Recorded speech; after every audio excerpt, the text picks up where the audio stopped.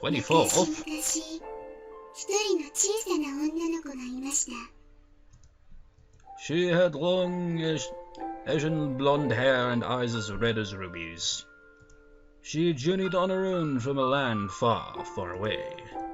The girl was a witch. She had worked all her life to make people happy. The girl was clumsy and naive, and honest and pure of heart. But that honesty brought pain both to herself and those around her. I want everybody to be happy. That's what she said. A world where everyone was happy. If everyone was happy, then no one would feel pain. Who could deny the appeal of such a world? I certainly couldn't. I tilted my head back and looked up at the sky. The branches of the everlasting cherry trees spread wide against the night. It was winter time, and it was Christmas Eve, and yet the tree dropped its pink blossoms in a never-ending rain.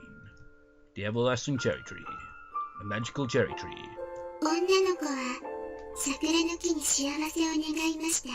You know, that reminds me, when I was editing the previous recording, I remember just like randomly kind of just thinking, you know what, let's write a song about this whole cherry tree business. I don't know why, let me just check. God damn it, can't freaking get it to the side, so I'll just have it on screen. The cherry blossoms followed with her, and I feel like I'm fading away. As my heart begins to ache, I reach out my hand to the one I love, but my hand cannot reach her. The tears in her eyes continue to fall as I disappear into nothing. I promise her I'll return someday when the cherry trees bloom again. That was inspired from that last scene of Yume's route. You can totally see where that's going by the reaching out the hand thing and then disappearing. So yeah, that's something. But anyway, back to the plot, you know. She wished for everybody to be happy, but there was an inherent contradiction in that wish. She never expected it to come true. Such a world could never exist. Everyone knew that. In the end, her dream world would remain a dream. When she woke up, the harsh reality would be there waiting for her. She never really thought it would come true. However, her wish was sincere, and because it was sincere, because it was made honestly, and with purity of heart, a miracle occurred. The girl found her happiness, the world of her dream, the world in which everyone was happy. But no one can live forever in a dream.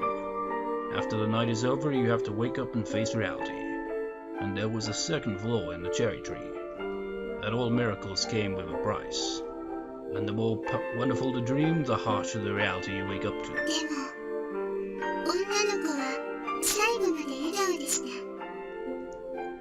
Because she knew that was the best way to make people happy, and that was enough for her.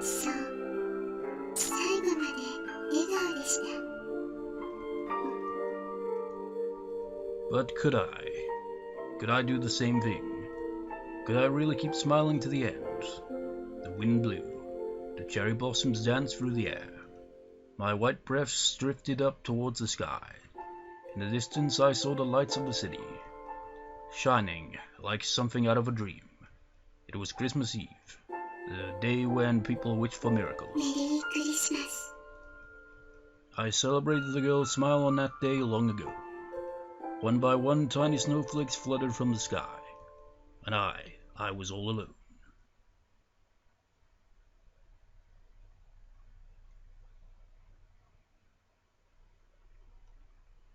Yeah, you're skipping quite a few days there. Oh, wait, I remember this. There was a screeching noise and the smell of burning rubber. The bus spun out of control on the ice and crashed into a telephone pole right before my eyes. This is where the first start of the problems arise, isn't it? Bam! My heart pounded as I heard the sound of the crash. The bus had come to a halt. The telephone pole was embedded deeply in the engine block. I bent forward, struggling for breath. My shoulders heaved as I stared at the scene of the accident. My heart felt woozy. My body was shaking. I felt sick. The silence seemed endless. I didn't make it on time. I ran there on a premonition that something bad was going to happen. I ran as fast as I could. but if I didn't make it on time, it meant nothing. It was all my fault. My selfishness had started this. And now it was dragging down innocent people. That was the truth. You know, I'm starting to think the whole, well, I mean, the reason they, kill the cherry tree in the main plot was because of, everyone's dreams, wishes, and all that were coming true, whether good or bad. So it led to a lot of chaos. And I think that Yoshiyuki's existence is probably the cause of that, isn't it? It's like the fact that he's there, just kind of I don't know. I'll wait until it explains, I suppose. And how it gets resolved, because I have no idea. It was my cross to bear. The next moment, I heard a noise. The door opened and children began filing out of the bus. I could hear them crying. Their faces were pale as they held on to their teacher. The crowd started to murmur. The children came out one at a time, and when I saw the bus driver's face, I felt relieved. I lost all strength in my legs and collapsed onto the ground.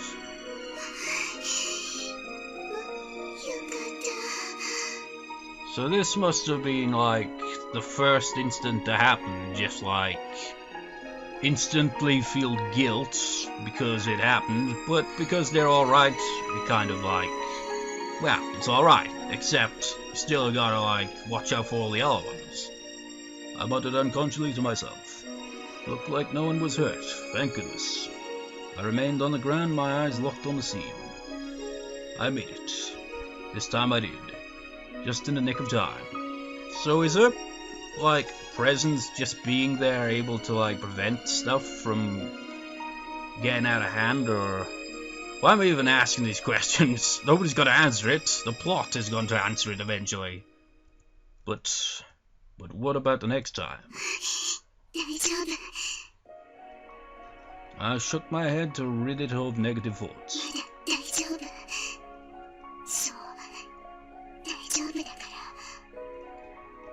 I was certain that the words had passed my lips, but it was like someone else's voice. It felt unreal. The words vanished into the cold grey sky. The night was slowly passing by. Once I was by myself, I went over the scene of the accident over and over again. The bus driver reported that he suddenly lost control of the vehicle, but I knew the true cause. It was a negative counter-effect of the cherry tree. My power was no longer enough to keep it under control. I couldn't stop torturing myself. I knew that feeling depressed wouldn't solve anything. Maybe it was time to do something. But then Yoshiyuki-kun would... Sakura-san, まだ起きてるんですか? It was Yoshiyuki-kun. My heart ached as I heard his voice. I bit my lower lip and forced myself to smile for him. あれ、Yoshiyuki-kun. ごめん、起こしちゃったかな。いや、そういうわけじゃないです。なかなか寝つけなくて。Well, good night then. You'd better get to bed soon too, Yoshiyuki-kun. At least that's what I want to say. じゃあさ、ちょっと付き合わない? Mischievous cat face. I smiled as I spoke. I was so tired of being weak. My weakness always hurt people. I know that for a very long time. I knew that what I was doing was wrong. まあ、いいですよ。どうせ寝つけなかったんだし。But Yoshiyuki-kun's smile made it so easy to lie to myself. Each time I could say this is the last time. やったね。じゃあすぐにお茶の用意をするね。 Then I would retreat into my moment of happiness. さてと。 I had been prattling on about old stories again. I always did that when I was with him. 僕はそろそろ寝よっかな。 It was time to cut off the conversation. I stood up to leave. The next moment, everything went blurry. It wasn't a big deal. I just stood up too fast. I tottered on my feet for a moment, but I was fine. I was fine. That's what I told myself anyway. 大丈夫ですか? Yoshiki-kun rushed over to support my body. He was stronger than I expected. I was surprised. He had grown up to be quite a proper man. ちょっと立ちくらみ。大丈夫、大丈夫。 I smiled so that he wouldn't worry about me.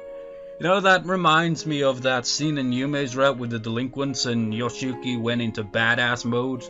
But really, I mean, looking at him, like, when he's on screen, it's just hard to believe that he went into badass mode with a hammer or something like that. He's just like, oh yeah, let's see your wound, bang, bang, ow, what are you doing, you crazy fool? This guy did that. It's hard to believe looking at it now, isn't it? それじゃあ、おやすみ。 I went back to my room as quickly as I could. My body was starting to break down, but I'm fine. I can handle this. I can still do it. I have to do it. At least, that's what I told myself.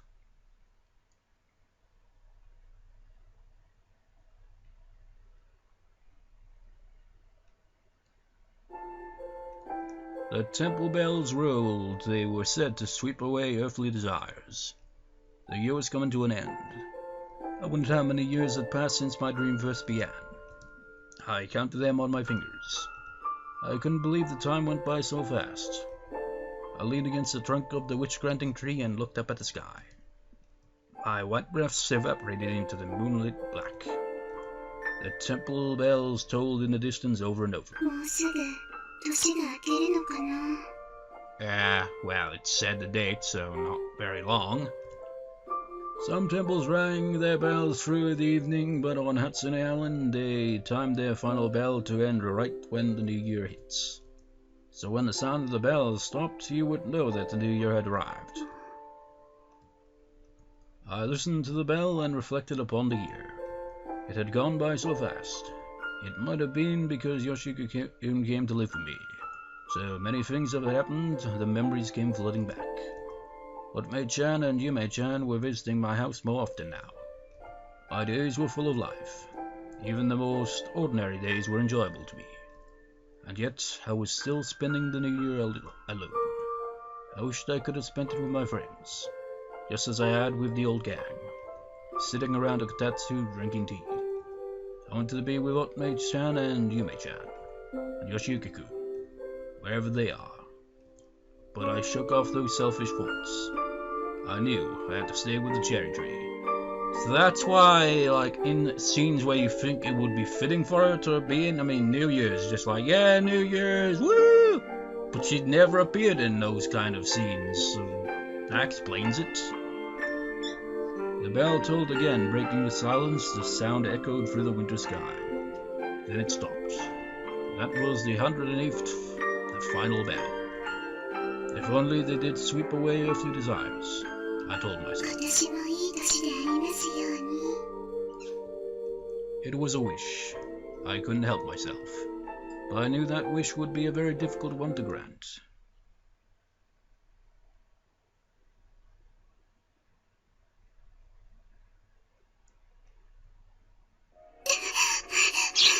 Oh, this is the one with the delinquents causing trouble or something like that, wasn't it? Was this all a premonition? I ran the whole way there. The shopping district was packed with the New Year's crowds. The atmosphere was cheerful and calming. There were families and groups of friends happily strolling around. Good, nothing had happened yet. I felt relieved. I stopped a moment to catch my breath and started looking around. Yep, it is. Hey, we dropped our walls. Could you help us out with a few yen? I heard a voice coming from a side street. You know, since Yoshiki is like got a voice actor now, I wasn't expecting to actually voice any characters at this point.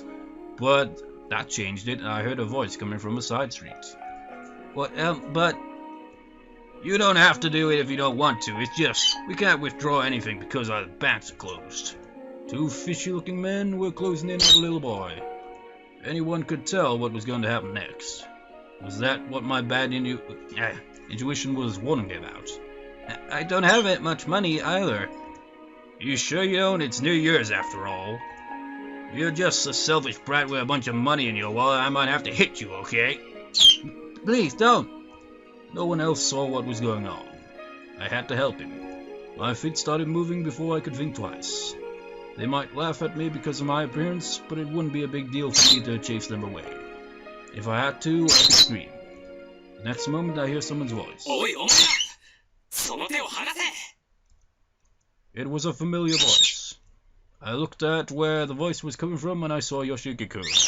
That face is not fitting for what he just said. Just like, yeah, friendly smiley face as he says, "Get away from them!" His voice distracted me. The next moment a huge sign came toppling towards the delinquents' heads. "Watch out!" Clang. It pinned the two older men beneath it before I even had time to call out. That was what my premonition was about. I stood dumbly staring at the men pinned beneath the sign. What's going on? What just happened? It fell down. The sign fell down. Look, there's someone under the sign. Call for an ambulance. I turned and looked away. Why did this happen? No, I knew why. The cherry tree granted this. It was granting even unconscious wishes. The boy was gripped with fear and he wanted to survive. He hoped these delinquents would disappear. It was an unknowing wish. The wish of someone weak who wanted to even the score. But that didn't make it right. This wasn't how things were supposed to turn out. With wishes that unfold over the long term, it was easy to go to the everlasting cherry tree and sort it out. But I couldn't contain this kind of strong, spontaneous wish. But I had been doing my best to prevent them, but the sound of the ambulance brought me back to reality and I assessed the situation. Yoshiki-kun and a few others were moving the sign to rescue the delinquents. Thank goodness they seemed to be alive. The screws that held the sign up might have come loose. You need to check them now and then, you know. That can't be it. We just put that sign up a few days ago. That's what you say, but you can't ignore the fact that the sign still fell. The bystanders had begun to argue about the cause of the accident, in a poorly voice-acted way, but my eyes looked past them to stare at Yoshiki-kun. He realized someone was watching him and turned to look at me.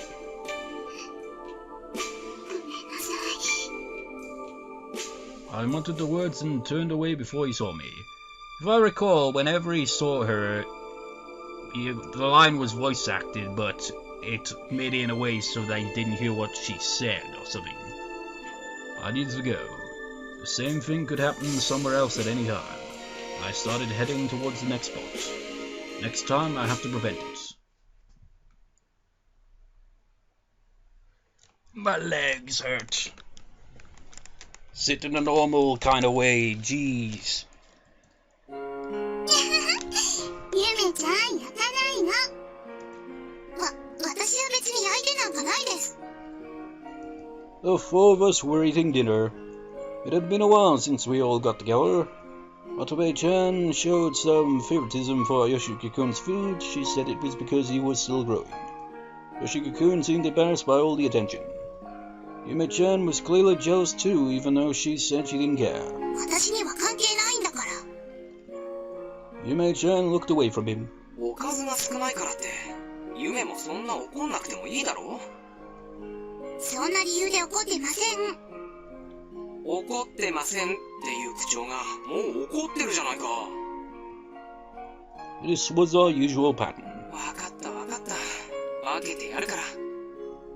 結構です。言ってるそばから無理にお皿に乗っけないでよ。 I laughed at the way they were interacting. Poor thing, he didn't get why Yume-chan was so mad, because he's so just unbelievably dense. She wasn't getting mad about the amount of food Otome-chan had. I envied their youth. They were all so happy watching them put my heart at ease. I hoped their happiness could continue forever. I would do my best to see it happen. ごちそうさま。もうおしまいですか？全然食べてないみたいですけど。もしかして今日の夕飯お口に合いませんでした？そんなことないよ。すっごく美味しかったよ。ただ今日はちょっと疲れてるからかな。あんまり食欲なくて。最近起きてる変な事件のせいで、まだお仕事忙しいんですか？ちょっとね。The mysterious accidents lately were putting everyone on edge. I had to focus. でも大丈夫だよ。たまたま事故が頻発してるだけで、すぐに元通りになるよ。It would be fine. I would find a way to deal with it. I repeat that line in my mind. But I knew my actions were just temporary fixes. I wasn't solving the everlasting cherry tree's fundamental problem. そうですね。初音島は平和な島なんですから。それに、君たち学生は、ちゃんと僕が守ってあげるから、安心して勉強に励むように。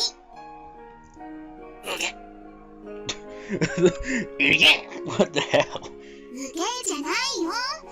よしゆきくんすぐに勉強サボる癖があるんだから。あ、そうだ。せっかく冬休みなんだし、乙女ちゃんに勉強も見てもらったら？ねえ、乙女ちゃん。乙女ちゃん？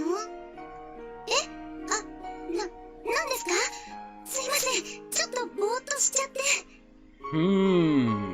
Could it be that perhaps neither Sakura nor Otome knew what either of the two knew?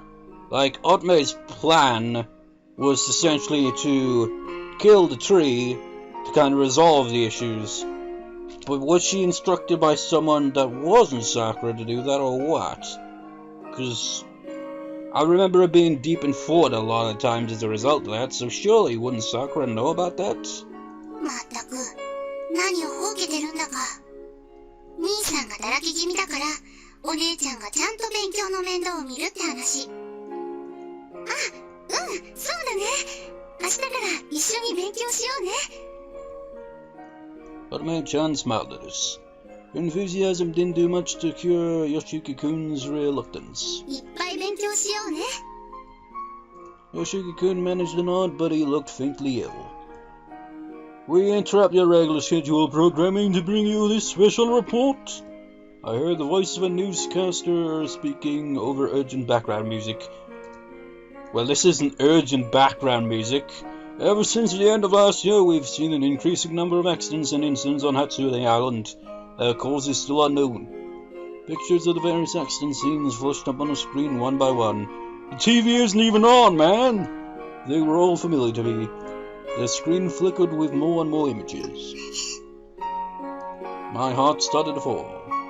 Some claim that this is an act of organized terrorism, while others blame supernatural phenomena.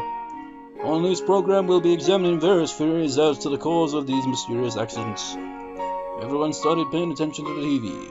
The newscaster was interviewing people around the city. Some people said that they knew someone who almost got into an accident.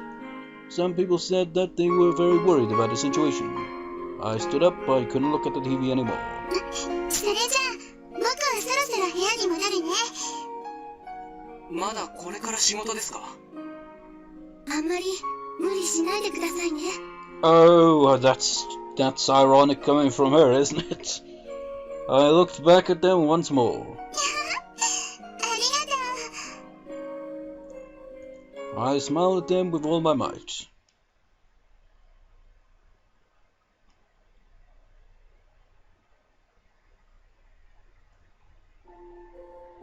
It was a silent night. The cherry blossom petals danced softly through the air. They fluttered and swayed. It was a dance that would never end. I stared at them with unfocused eyes. I sat by the tree leaning up against it. I couldn't bring myself to move. I tried to focus, but all I could think about these days was the accidents. I knew that they might bring disaster again. I curled up tightly with my knees to my chest. If only my dream could go on forever. But it was obvious that the eternal cherry tree's magic was going out of control. The number of incidents was increasing day by day. Fires started where there was no flame, cars broke down without a reason, mysterious accidents occurred. Anything could happen on the island and at any time. I could sort out the dreams the tree collected so that it would grant only the wishes of the innocent. If a malfunction occurred, I could fix it. That's what I'd assumed. But now it was at a critical point where I couldn't maintain control. It was past a point of no return. Soon the time would come when I would have to wake up from my dream. I only had one choice left to me. いや、ダメだダメだダメだ。こんなんじゃダメだ。 I shook my head trying to throw off my negative thoughts. I couldn't give up. If I gave up, what would happen to Yoshiyuki-kun? しっかりしないと。 I slapped my face with both hands and tried to focus. I couldn't dwell on negative thoughts. It was my job to protect innocent life. If I was going to do that, I would have to keep going. At least, I could look back on that day without regret. The day that everything started. Yoshiyuki-kun was still a little boy. I started thinking about the day we first met. His eyes were wide and staring. His voice was still a child's. It was cold and the ground was buried beneath a blanket of snow, but his hand was warm in mine. When I thought about that day, I felt new strength surging up inside of me. さあ、行こう。 I repeated the words to myself and stood up purposefully. I put my hand to the tree and concentrated. I started feeling like I was going to melt and disappear forever. I drove back all my inhibitions. I felt myself transforming into something new, without pausing, as the full stop indicates that I do so, because I never do. おやすみなさい。 I sank away into the world of dreams. That reminds me, for October, one of the LPs I've got, a bit of a spoiler, is Yume Nikki, and like the song thing I mentioned earlier on in the recording, I brought a song that was influenced by that as well. I can't quite remember the chorus, but essentially it's like something, well, it's essentially about the game, just like World of Dreams. Like, all started with one lyric I thought to myself when playing it was, I rest my head upon my pillow and dream my life away. Something like that.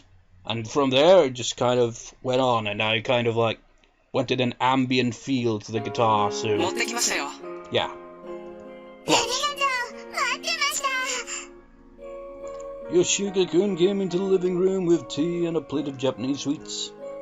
He also brought the kettle with some hot water. わざわざポットも運んできたの？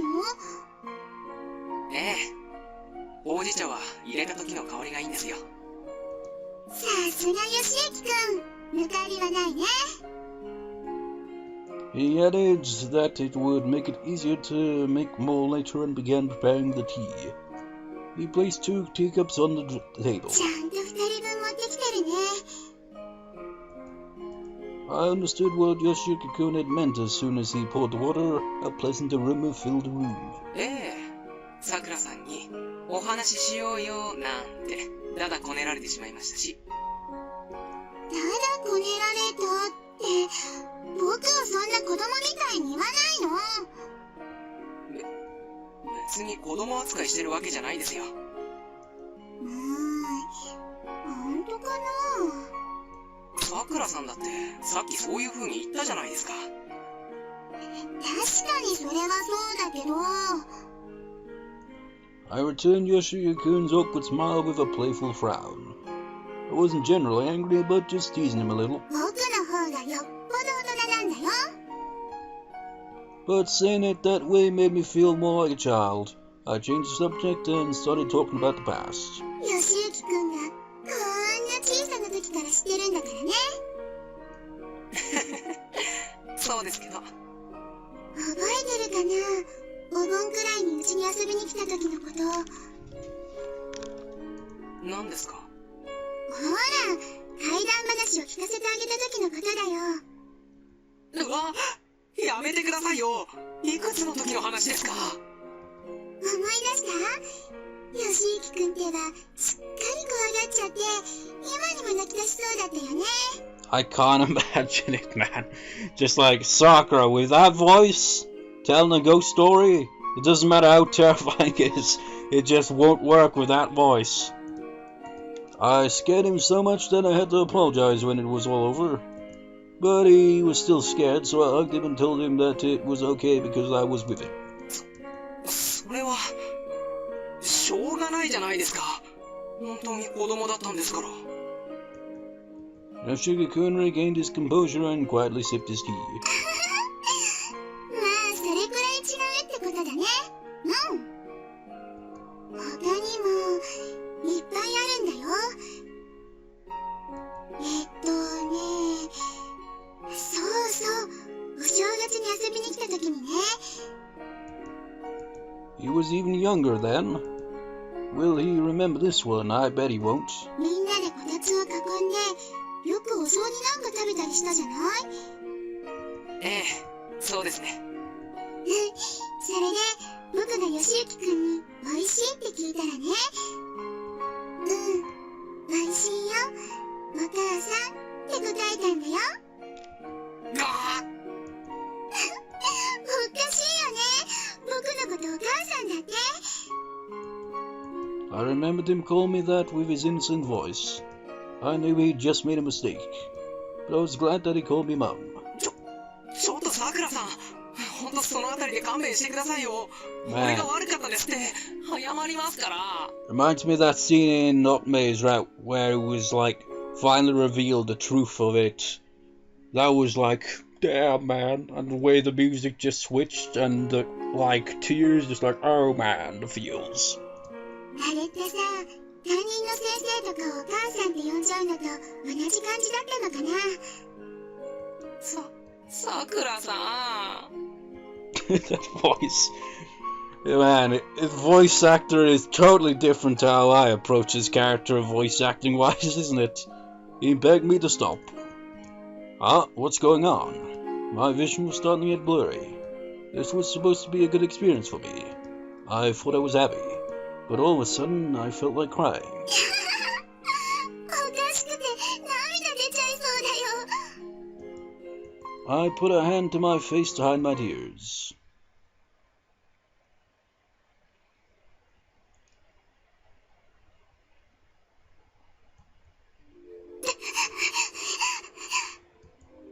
Sakura Park, my neighborhood, and the shopping district. It was like a tidal wave had crashed on the area. The everlasting cherry tree's counter effects had increased exponentially. Premonitions of disasters hit me over and over again. I ran through the shopping district as fast as I could. My chest hurt from breathing too hard. My legs were about to give out. But I didn't have any time to waste. I needed to make it on time. I needed to keep running. I reached the main thoroughfare to the shopping district, the place my premonition warned me about. I stopped and looked around the area. It was a prime time for shopping, so there were people everywhere. If an accident happened on this street, how many people would be affected? I couldn't think about that now. Whatever it was, I had to prevent it. But before I could even catch my breath, I heard a slight noise from above. I looked up at the source of the sound. It was a two-story building covered in large glass windows. They were starting to crack. No! If those windows shattered, the people below would get injured by the falling glass. Please stop! I prayed with all my might. Another window cracked. But it stopped. I guess I made it on time. A panic began as people noticed the cracks in the giant windows. They started gathering around the scene to look, but I turned and walked away. I needed to get to the next spot. I tried running, but I started coughing and fell short of breath. I held my chest and tried to breathe deeply.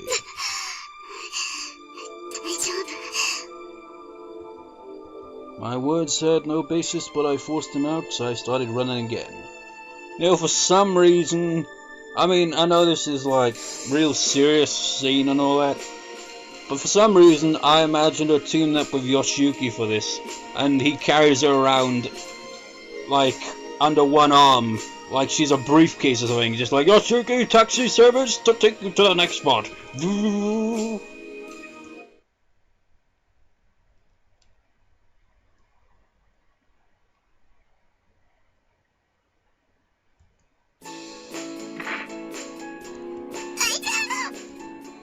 I pressed a hand to my throbbing forehead and picked myself up.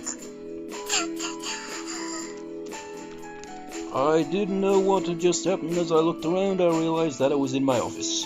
What? My head was still spinning, but one by one the memories filled into place.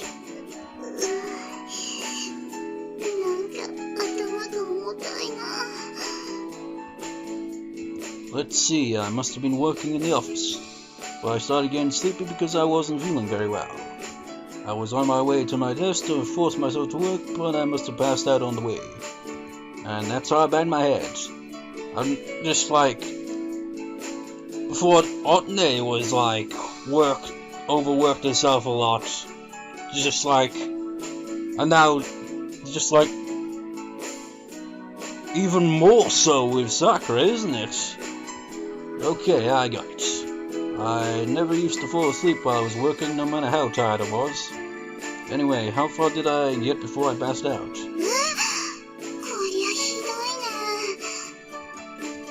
I muttered to myself as I looked at the huge stack of paper on my desk. This is what I get for sleeping before I finish my work. You know, I think the average person, myself included, in Sakura's situation would get really frustrated by this. Like, oh, freaking paperwork, and also having to run around town to stop this shit, throwing papers in the air. He's like, ah, fuck this and that, this. At least I didn't knock over the pile of paperwork when I passed out.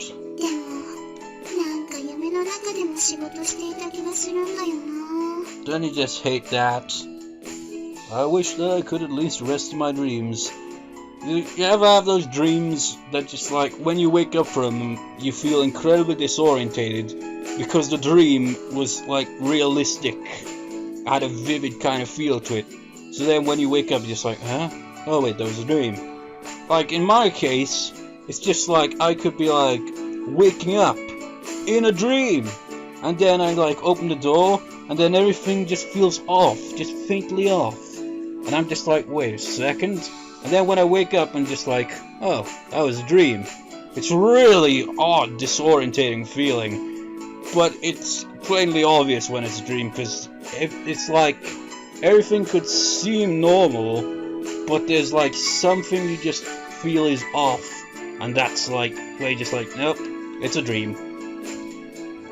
I started getting back to work as the pain in my forehead subsided. But I still felt tired. I felt warm too. Yesterday, Yoshiki-kun told me to go to the hospital if I wasn't feeling well.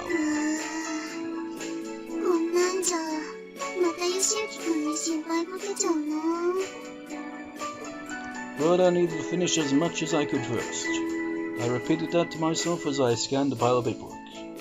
But my eyelids were closing against my will.